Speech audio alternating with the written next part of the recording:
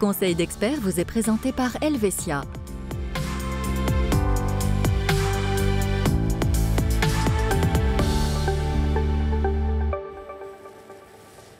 Bonsoir à tous, ravi de vous retrouver dans Conseil d'experts. On s'intéresse ce soir aux questions d'assurance et de prévoyance pour les enfants et on en parle avec notre expert Pierre-Ambroise Reynard. Bonsoir Pierre-Ambroise. Bonsoir Nasrat. Premier élément Pierre-Ambroise, quelle disposition est-ce que les parents peuvent prendre dans un cas dramatique, celui d'invalidité d'un enfant?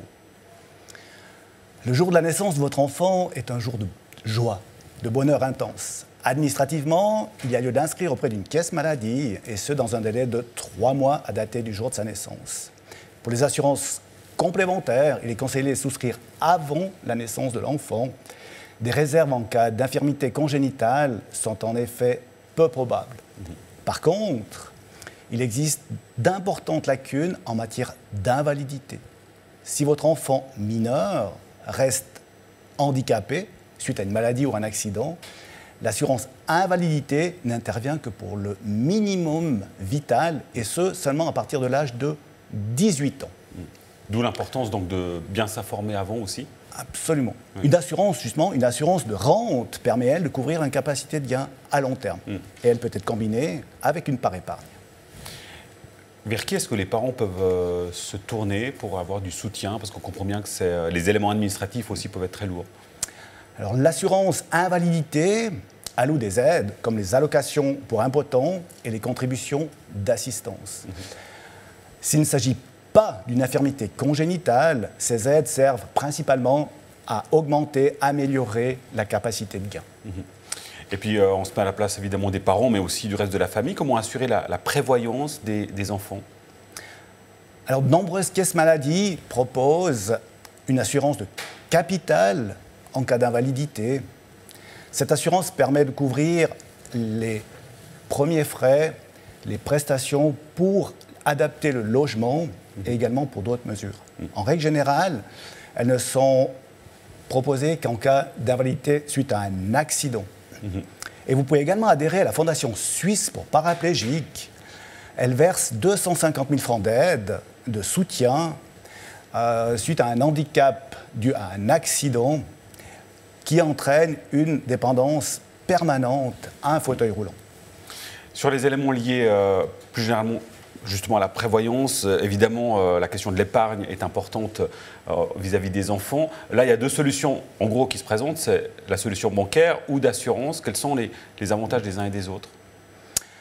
Alors la banque vous offre plus de flexibilité quant au montant de l'épargne.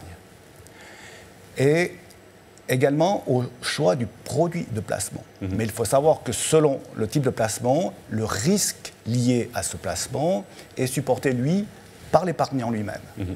Dans le cadre d'une assurance, vous vous engagez à verser une prime durant une durée convenue. En contrepartie, l'assurance vous offre des garanties que sont la libération du paiement de la prime, des prestations en cas d'incapacité de gain, de décès, et naturellement, un capital garanti arrivé à l'échéance du contrat. L'assurance vous offre une vraie sécurité financière. Bon, mais quand on voit le niveau des taux d'intérêt, on pourrait se dire mais c'est quand même beaucoup plus intéressant de partir par exemple sur un fonds de placement parce que le rendement est forcément plus élevé. Ah, tout à fait, Nasrat. Mais c'est une question de capacité à assumer le risque. Parce que qui dit placement, on parle de bourse, voilà. De marché financier. Un fonds de placement avec une part élevé en actions vous offrira certes des opportunités de rendement plus élevées, par contre, un risque plus élevé également. Il serait peut-être plus judicieux de combiner un produit qui offre des garanties, c'est-à-dire une assurance avec une part épargne investie en fonds ou en certificats, avec une pondération plus ou moins élevée en actions. Et dernier élément pour, là, de manière globale, pas seulement les parents, mais les grands-parents, les marraines, les parrains. Comment est-ce qu'on peut finalement assurer en termes d'épargne correctement l'avenir de ces petites têtes blondes? Alors tout d'abord, en premier lieu, il est important que les parents eux-mêmes devraient être bien assurés en cas d'incapacité de gain, qu'ils soient mariés ou en concubinage. Pour l'enfant, il est vraiment conseillé de penser à une prévoyance suffisante en matière d'invalidité que ce soit par maladie ou par accident. Vous avez différents produits qui combinent aussi bien la part de risque que la composante épargne.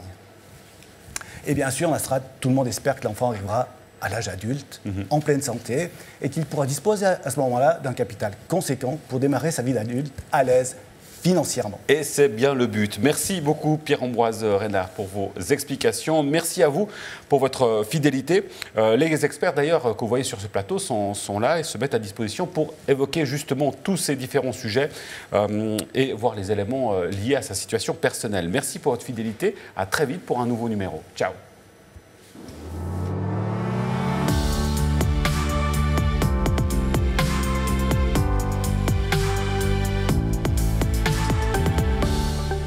Simple, clair, Helvetia.